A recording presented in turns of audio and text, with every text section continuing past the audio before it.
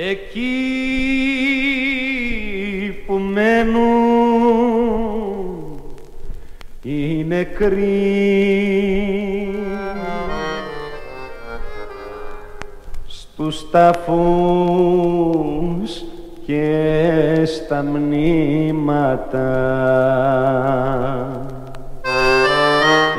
Ένα θλιμμένο δειλινό με φέρανε τα θύματα.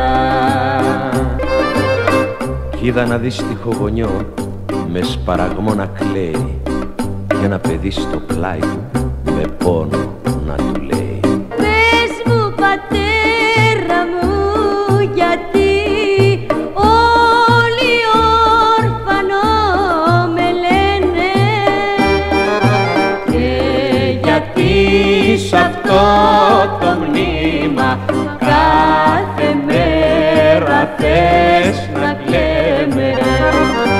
Μέσα στο μνήμα το βαθύ σε τούτον δω τον τάφο βρίσκεται η Μέγα Αλεξάνδρος στην πλάκα από κάτω, στην πλάκα